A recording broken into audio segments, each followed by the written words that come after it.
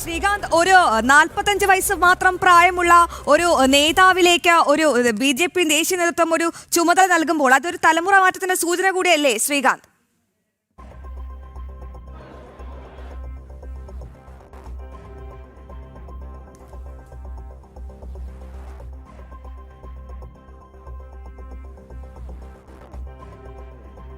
ശ്രീകാന്ത്, കേൾക്കാമെങ്കിൽ 45 വയസ്സ് മാത്രം പ്രായമുള്ള ഒരു നേതാവിലേക്ക് പാർട്ടിയുടെ ഒരു പ്രധാന ചുമതല ഏൽപ്പിക്കുമ്പോൾ അതൊരു തലമുറ മാറ്റത്തിന്റെ സൂചന കൂടിയല്ലേ ശ്രീകാന്ത്?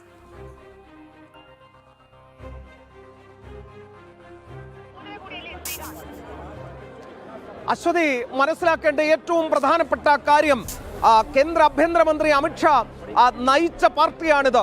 20-ലധികം സംസ്ഥാനങ്ങളിൽ അധികാരം കൈയാളുന്ന പാർട്ടിയാണിത്. തുടർച്ചയായി 3-ാം തവണ കേന്ദ്രം ഭരിക്കുന്ന പാർട്ടിയാണിത്. വടക്ക് കിഴക്കും തെക്കും പടിഞ്ഞാറും വടക്കും എല്ലാം തന്നെ അശ്വമേധം നടത്തിയ പാർട്ടിയാണിത്. ആ പാർട്ടിയെ നയിക്കുന്നതിന് വേണ്ടിയാണ് ബീഹാറിന്റെ മണ്ണിൽ നിന്നും 45 വയസ്സുള്ള രാഷ്ട്രീയത്തിൽ 45 വയസ്സ് ഒരു ചെറുപ്പക്കാരൻ എന്ന് തന്നെ പറയാം, ഒരു ചെറുപ്പക്കാരനെ കണ്ടെത്തിക്കൊണ്ട് ഈ പാർട്ടി വരുന്നത്.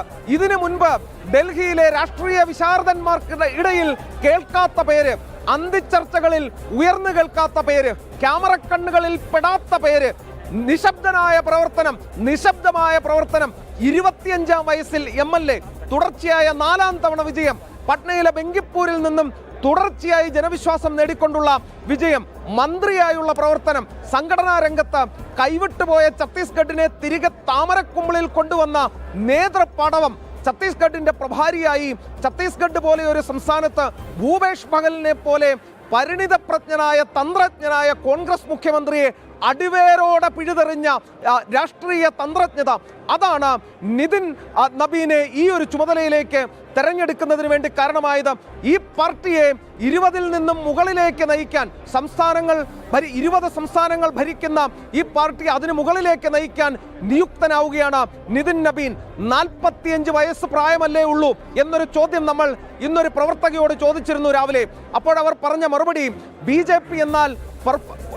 BJP മുന്നോട്ട് വയ്ക്കുന്നത് പ്രായത്തിന്റെ അടിസ്ഥാനത്തിലല്ല ഇവിടെ ചുമതലകൾ നൽകുന്നത് പൊളിറ്റിക്സ് ഓഫ് പെർഫോമൻസ് അടിസ്ഥാനമാക്കിയാണ്. ആരാണോ നന്നായി പണിയെടുക്കുന്നത് അവർക്ക് കൃത്യമായ ചുമതലകൾ നൽകാൻ, അവർക്ക് പാരിതോഷികങ്ങൾ നൽകാൻ ഈ പാർട്ടി സശ്രദ്ധം ശ്രദ്ധിക്കുന്നു എന്നതിന്റെ സൂചനയാണ് ഈ 45-കാരനിലേക്ക് ഈ ചുമതല വന്നെത്തുന്നത്. അശ്വതി, എടുത്തു പറയേണ്ട ഒരു കാര്യം, അല്പസമയം മുമ്പ് നിതിൻ നബീൻ കടന്നുപോയി. ഇതിലെ കുറച്ച് നിമിഷങ്ങൾക്കുള്ളിൽ അദ്ദേഹത്തിന്റെ ഔദ്യോഗിക ചുമതല ഏറ്റെടുക്കും. ചുമതല ഏറ്റെടുത്തതിന് ശേഷം അദ്ദേഹം ഒരുപക്ഷെ മാധ്യമങ്ങളെ കണ്ടേക്കും എന്നുള്ള കാര്യം കൂടി ഈ ഘട്ടത്തിൽ അറിയിക്കേണ്ടതുണ്ട്.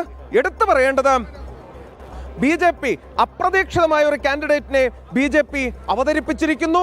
ആരും പ്രതീക്ഷിക്കാത്തൊരു കാൻഡിഡേറ്റ്, ബീഹാറിൽ നിന്നും 45-കാരനായ വ്യക്തി BJPയുടെ ലോകത്തിലെ ഏറ്റവും വലിയ ജനാധിപത്യ പാർട്ടിയുടെ തലപ്പത്തേക്ക് എത്തുന്നു. തീർച്ചയായും ശ്രീകാന്ത്, എന്തായാലും മറ്റൊരു കാര്യം കൂടിയുണ്ട്. ശക്തമായ ഒരു BJP കുടുംബ പാരമ്പര്യം കൂടി ഈ നിധിനുണ്ട്. അതിനെപ്പറ്റി നമുക്ക് പ്രേക്ഷകരോടൊന്ന് പറയാം.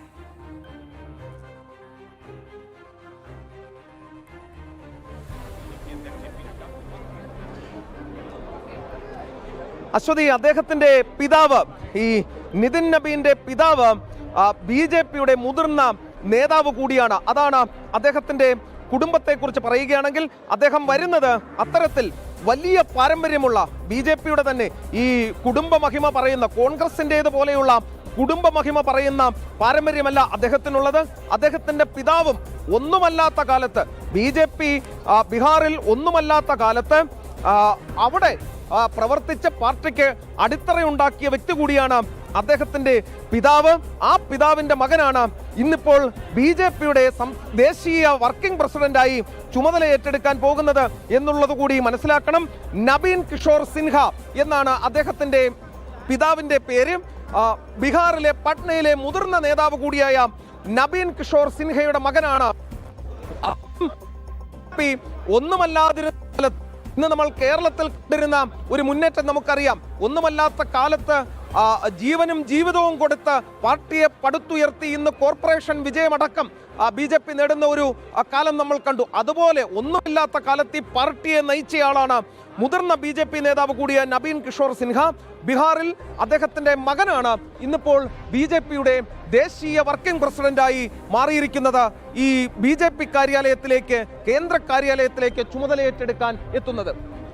ശ്രീകാന്ത്, എന്തായാലും ഈ JP നദ്ദയുടെ പിൻഗാമി, അങ്ങനെ ഒരുപാട് വിശേഷണങ്ങളുണ്ട് ഇദ്ദേഹത്തിന്. ഇദ്ദേഹം എപ്പോഴാകും ചുമതലയേൽക്കുക? എല്ലാവരും ഭാരതത്തിലിങ്ങനെ കണ്ണും നട്ട് നോക്കിയിരിക്കുകയാണ്.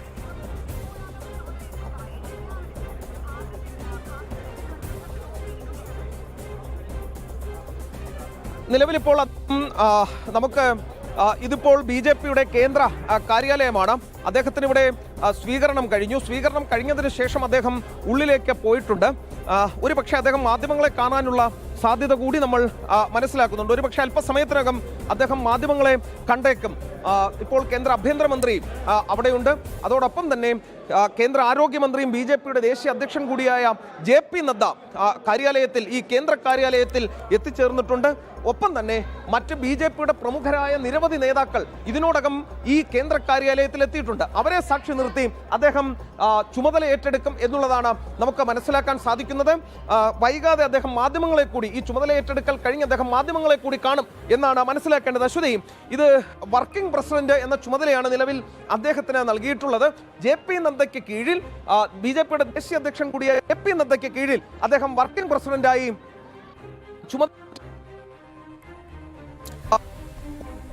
തീർച്ചയായും ശ്രീകാന്ത്, എന്തായാലും BJP ദേശീയ വർക്കിംഗ് പ്രസിഡന്റായ അല്പസമയത്തിനകം നിതിൻ നബീൻ ചുമതലയേൽക്കും. കേന്ദ്ര കാര്യാലയത്തിൽ, BJP കേന്ദ്ര കാര്യാലയത്തിലേക്ക് ഉറ്റുനോക്കുകയാണ് എല്ലാവരും. ഉടൻ തന്നെ ചുമതല ഏറ്റെടുക്കും. JP നദ്ദയുടെ പിൻഗാമിയായി വരുന്ന അദ്ദേഹത്തിന് മേൽ പാർട്ടിക്ക് ഒരുപാട് പ്രതീക്ഷകളുണ്ട്. ശ്രീകാന്ത്, ഒരു പ്രധാനപ്പെട്ട ചോദ്യം, തലമൂത്ത നേതാക്കൾ ഒരുപാടുണ്ട് ഭാരതീയ ജനതാ പാർട്ടിക്ക്, എന്തുകൊണ്ട് നിതിൻ നബീൻ?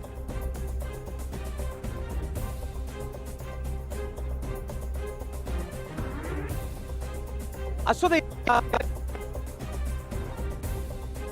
പ്രദേശിൽ തുടർച്ചയായി BJP അധികാരത്തിൽ എത്തിച്ച മാമാജി എന്ന് വിളിക്കുന്ന ശിവരാജ് സിംഗ് ചൗഹാന്റെ പേര് പറഞ്ഞു കേട്ടിരുന്നു. രണ്ടാമതായി പറഞ്ഞു കേട്ടിരുന്ന പേര് ഭൂപേന്ദ്ര യാദവിന്റേതാണ്. കേന്ദ്ര പരിസ്ഥിതി മന്ത്രി കൂടിയാണ്, വനം പരിസ്ഥിതി മന്ത്രി കൂടിയാണ് അദ്ദേഹം.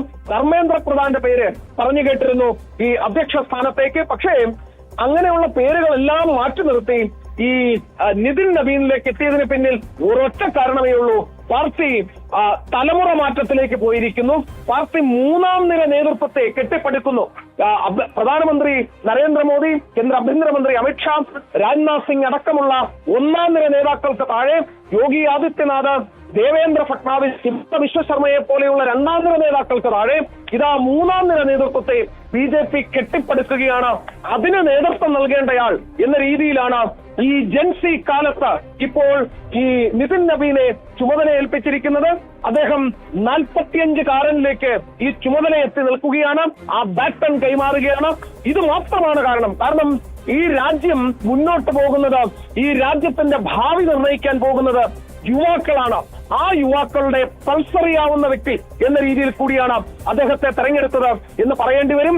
ഈ ജൻസി കാലത്ത്, മാറുന്ന കാലത്ത്, ഭാരതം അടിമുടി മാറുന്ന കാലത്ത് ഈ നിതിൻ നബീനെ പോലെ ഒരു 45-കാരനെ പാർട്ടി ചുമതല ഏൽപ്പിക്കുന്നത്, ബാറ്റൺ കൈമാറുന്നത് കൃത്യമായ പ്ലാനിങ്ങോടുകൂടി തന്നെയാണ്.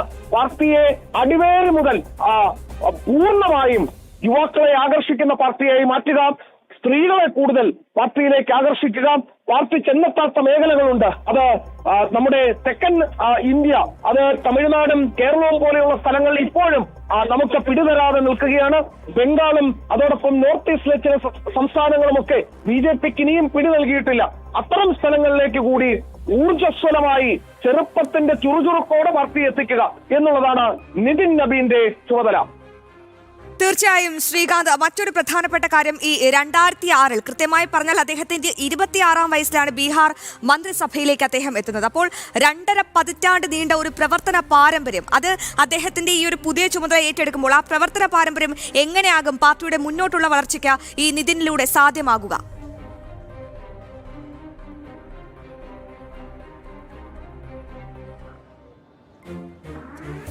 നിതിൻ നബീനെ സംബന്ധിച്ചിടത്തോളം അദ്ദേഹത്തിന് രണ്ട് രീതിയിലും അദ്ദേഹം എക്സ്പീരിയൻസ്ഡ് ആണ്. ഒന്ന്, അഡ്മിനിസ്ട്രേഷൻ രംഗത്ത്. കാരണം അദ്ദേഹം ബീഹാറിലെ ബങ്കിപ്പൂർ എന്ന സ്ഥലത്തു നിന്നും 4 തവണ തെരഞ്ഞെടുക്കപ്പെട്ട MLA ആണ്. അദ്ദേഹം അവിടുത്തെ മന്ത്രി ആയിരുന്നു എന്ന അഡ്മിനിസ്ട്രേറ്റീവ് രംഗത്ത്. അതിനാൽ തന്നെ അദ്ദേഹത്തിന്റെ ഈ സംഘടനാ രംഗത്തെ കാര്യങ്ങൾ കൂടി അദ്ദേഹത്തിന്റെ സംഘടനാ രംഗത്തെ അദ്ദേഹത്തിന് പല സംഭാവനകളും പാർട്ടിക്ക് നൽകാനും കഴിയും. അതായത് പൂർണ്ണമായും സംഘടനാ തലത്തിലും അതോടൊപ്പം തന്നെ അഡ്മിനിസ്ട്രേറ്റീവ് തലത്തിലും പാർട്ടിക്ക് എല്ലാ സംഭാവനകളും ചെയ്യാൻ കഴിയുന്ന വ്യക്തി എന്ന രീതിയിലാണ് നിതിൻ നബീനെ നമ്മൾ വിലയിരുത്തേണ്ടത്. അത് ഏതെങ്കിലും തരത്തിൽ സംഘടനാ രംഗത്ത് മാത്രം കഴിവ് തെളിയിച്ച വ്യക്തി മാത്രമല്ല, അദ്ദേഹം അഡ്മിനിസ്ട്രേഷൻ രംഗത്തും അദ്ദേഹം തന്റെ കഴിവ് തെളിയിച്ചിട്ടുണ്ട്. അതുകൂടി പരിഗണിച്ചാകണം അദ്ദേഹത്തെ ഈ ചുമതലയിലേക്ക് കൊണ്ടുവന്നിട്ടുണ്ടാവുക. ശ്രീകാന്ത്, മറ്റൊരു പ്രധാനപ്പെട്ട കാര്യം, ഈ നിതിൻ നബീനൊക്കെ ഈ മുതിർന്ന നേതാക്കൾക്കൊക്കെ ഏറെ സ്വീകാര്യനായ ഒരാളാണ് നിതിൻ നബീൻ. അപ്പോൾ അദ്ദേഹത്തിന്റെ ആ ഒരു പുതിയ ചുമതല അദ്ദേഹം ഏറ്റെടുക്കുമ്പോൾ ഈ BJPയുടെ മുതിർന്ന നേതൃത്വം എങ്ങനെയാണ് അതിനെ നോക്കിക്കാണുന്നത്? അശ്വതി, ഇതൊരു തലമുറ മാറ്റമാണ്. അതായത് ഒരു 45-കാരനിലേക്ക് ബാറ്റൺ കൈമാറുന്ന ചടങ്ങാണ്. ആ ചടങ്ങിന് സാക്ഷ്യം വഹിക്കാൻ എത്തിയിട്ടുള്ളത് ആഭ്യന്തരമന്ത്രി അമിത്ഷാ, BJPയുടെ അധ്യക്ഷൻ കൂടിയായ JP നദ്ദ, BL സന്തോഷ് ഉൾപ്പെടെയുള്ള പ്രധാനപ്പെട്ട നേതാക്കൾ, പിന്നെ രേഖാ ഗുപ്തയെ പോലെയുള്ള നേതാക്കൾ, അങ്ങനെ എണ്ണിയാൽ ഒടുങ്ങാത്ത നേതൃനിര ഈ തലമുറ മാറ്റത്തിന് സാക്ഷ്യം വഹിക്കാൻ ഇവിടെ എത്തിച്ചേർന്നിട്ടുണ്ട്. അത് തന്നെയാണ് ഏറ്റവും പ്രധാനപ്പെട്ട കാര്യം. പ്രധാനമന്ത്രി ഒഴികെ മറ്റുള്ള എല്ലാവരും, ഈ ഡൽഹിയിലുള്ള എല്ലാവരും തന്നെ ഇവിടേക്ക് എത്തിച്ചേർന്നിട്ടുണ്ട് എന്ന് പറയുമ്പോൾ ഇതിനവർ നൽകുന്ന പ്രാധാന്യം എത്രത്തോളം എന്ന് മനസ്സിലാക്കാം. ഞാൻ നേരത്തെ ചൂണ്ടിക്കാണിച്ചിരുന്നു, ക്യാമറ കണ്ണുകളിൽ പെടാത്ത വ്യക്തി, രാഷ്ട്രീയ വിശാരദന്മാർ ചർച്ച ചെയ്യാത്ത പേര്, ഇതൊക്കെ തന്നെ ഞാൻ പറഞ്ഞിരുന്നു. പക്ഷേ BJPയുടെ റഡാറിൽ, ദേശീയ നേതൃത്വത്തിന്റെ റഡാറിൽ നിതിൻ നബീൻ ഉണ്ടായിരുന്നു എന്നുള്ളതാണ് വസ്തുത. ഓരോ ഘട്ടത്തിലും അദ്ദേഹത്തിന്റെ മാറ്റുരച്ച് നോക്കുന്നുണ്ടായിരുന്നു. ഏറ്റവും ഒടുവിൽ ഛത്തീസ്ഗഡിലും ബീഹാറിലും പാർട്ടി നേടിയ പടുകൂറ്റൻ വിജയത്തിന് പിന്നിൽ നിതിൻ നബീനും ചെറുതല്ലാത്ത പങ്കുണ്ട് എന്ന് വ്യക്തമായിട്ടുണ്ട്. അതിന്റെ അടിസ്ഥാനത്തിലാണ് അർഹിച്ച പദവി അദ്ദേഹത്തിലേക്ക് എത്തിച്ചേർന്നത്.